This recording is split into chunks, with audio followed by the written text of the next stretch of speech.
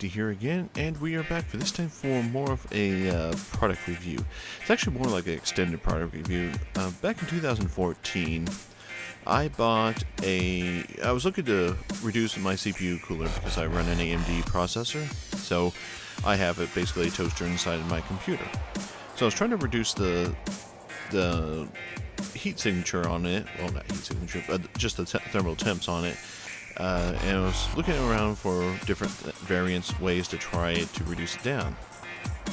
And I did find a review for this one that quite essentially showed a significant decrease versus the traditional style of thermal compounds that you normally would find.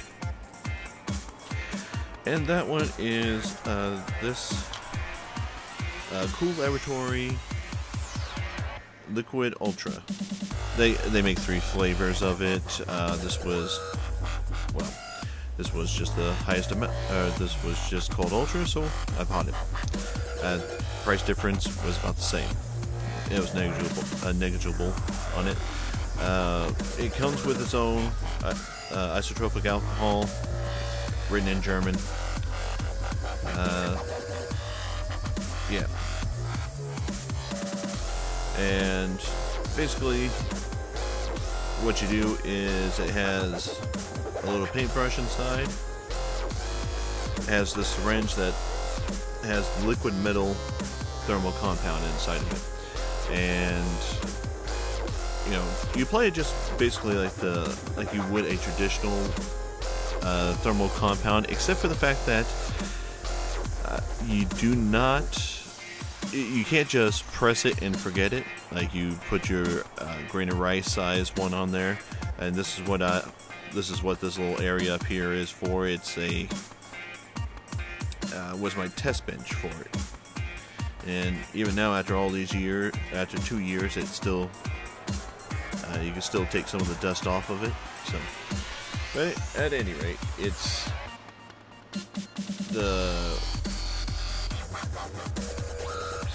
it comes with its own paint brushes, which are just little simple ones. Here, I'll actually pull it apart to show you. So you got your syringe, that has it. You have your instruction manual, which does come in English, although it's primarily in German and French. You have your scour pad to thoroughly clean off the top of your CPU. You have 2 brushes here. They're made to help, paste it on there. I watched several videos on how to actually do it, including their own Cool Laboratory's own tutorial video. And in their tutorial video, they actually used 3 different methods. They used a paintbrush, then they used saran wrap with a finger, or a rubber tip glove would do the same thing. And you basically put a nice even coat all the way around it. Now, the one main reason why you wouldn't treat this like a traditional style thermal compound is because this is liquid metal. Even on the back here, get this right here.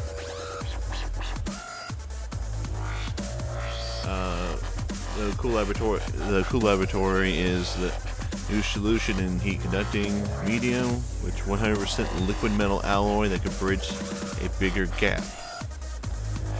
Alright, it has everything: copper, nickel, gold, silver, besides aluminum. And my autofocus isn't focusing on this for whatever reason. Sorry about that. But anyway, it is... trying to read that simple. Sorry. It is metal. So, unlike thermal compound, which, if you watch a lot of videos, one in particular is Jay's 2 cents, is a great one, because he literally pours, he literally takes a whole syringe and pours all over a CPU or GPU. No, he does the CPU, and it doesn't do anything because they're non-conductive, so you don't actually have to worry about most thermal compounds from actually hurting the unit. Alright, once you put That's the main thing that you really had to worry about. A lot of people were thinking that you put too much on there, it won't spread evenly, and you would get burning marks. But no, if you put it dead center, you put the heat sink on just properly, it will push it out and spread it evenly. That's perfect. The problem is that if it tips over into the edge, some of the older ones actually had problems with it shorting out your CPU, making contact over there. That is one thing that you have to watch out with these, is that, that is something that can happen. This is actually metal, so it is conductive. Alright. So, when I played this, I actually had great temperatures. I dropped temperatures down about 5 to 10 degrees Celsius overall from before, using just a stock coolant or stock thermal compound. So 5 to 10 degrees difference. I believe even with me replacing with Arctic Silver 5, I had a 5 degrees difference with that one from stock.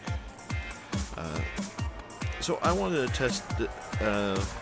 So I just wanted to test that out, and it worked fabulously.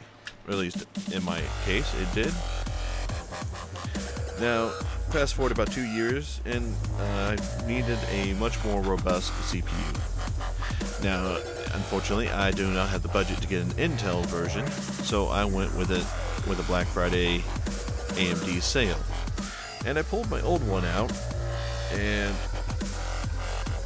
this is the old one.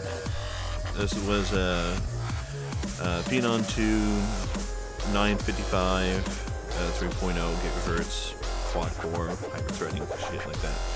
Alright, but the thing is when I pulled the CPU out, or when I pulled the cooler out, it is stuck, which is a bit odd. Now I'm wondering as you can, not sure if the camera can pick that up. Nope, it's not wanting to pick it up properly. But there is some oxidation appearing on the outside of it where some of the metal actually touched, got to the surface, and I'm wondering if quite possibly that's just got oxidized on the outside edges, and that's what causing it. So I am going to do a little bit of an improper way to separate this. Normally you would have an X-Acto knife, you would have an X-Acto knife, you have some nice precision tools to make sure you wouldn't get cut or hurt. Unfortunately, I go cheapo method because I can't find my X-Acto knife. So I have a nice sharp blade here, and I'm going to speed this up trying to separate this, but we're going to see what the actual results are from this and what the viability is to reuse, both the heatsink and the GPU, or not GPU, but the heatsink and the CPU afterwards. So let's get cracking.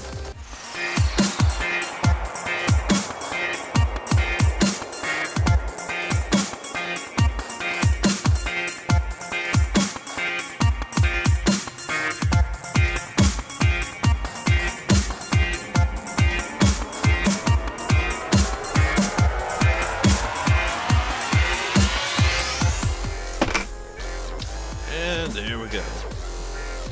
Alright, so pretty much what I thought was true. It just got some oxidation on the outside, and that right there actually was the whole cause of the problem.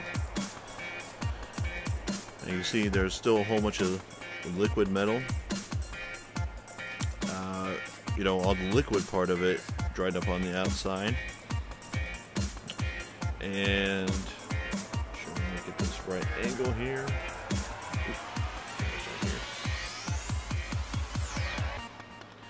But pretty much this is all dried up metal, oxidation and all that. So reusable is still viable as long as the edges are cleaned out. As you can see right here where I actually started applying the stuff, it's a little heavy. There's a little heavy film right there. autofocus will get this or not. Really need to switch to the manual. Alright, so I'm going to take the scour pad that came with this, and we're going to try and see how much effort it's going to take to get this back down to copper. Because this is a nice layer onto it. And everything doing well, even this being my first application. Yeah, you can see some of it there that I have it completely covered, and the rest of it from here to here still on there. So it was well covered. It had a very well bond, a very good bond. Yes, very well. You talk very well. You much talk well.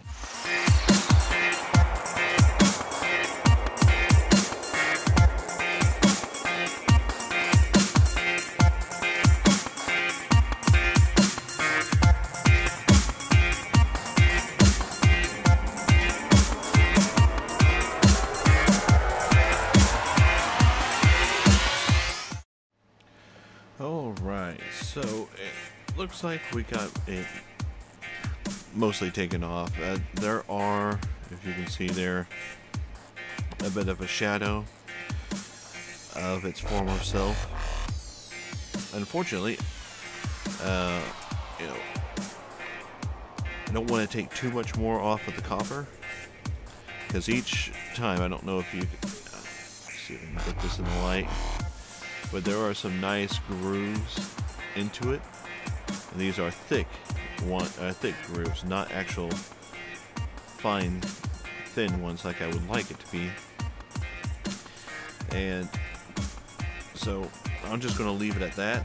And if I should use this for another time, then I'll reattempt to get some more out of it. But for right now, that actually worked. It took both a combination of the scour pad that came with it, plus this is, I believe, 1200 or 1000 grit sandpaper. So it's a little bit more finer onto it, and that would have typically, been a little bit of an overkill, but it was just so, since it was actual metal, it wasn't just coming off with just the scour pad. It was coming off, but it's coming off in extremely thin layers. So had to scrap it with that and break out the bigger things. Now, if you should do this at home and you use this thing, the scour pad, really the more you work it, it'll start making thinner and thinner and thinner grooves in there the tighter you make your passes through there. As always, don't make sure that you have a nice lint-free cloth, to just wipe it all down with. Yeah, I may do some little off-camera work, but it came off the CPU spectacularly. I did have to use both the 1000 grit and the cloth onto it. I don't know if you can see the little deep grooves I made on there. Yeah, there's kind of, that's where I had to get some of the thicker parts off, and they just weren't coming off with just light passes, so I had to get a little bit heavy with it. And unfortunately, that's something you don't really want to do with CPUs or heat sinks, is to make those thick grooves. With thick grooves, you're going to have a little bit of problems with it, but that's especially what thermal compound is actually made for. It's made to get inside those grooves, because even on machined ones, I'm sure if it'll show it here, depending on here, but even on machine cut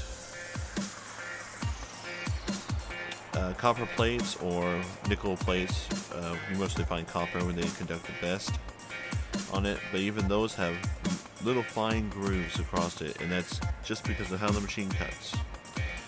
So yeah, but yeah, that was my little follow-up to my adventure with liquid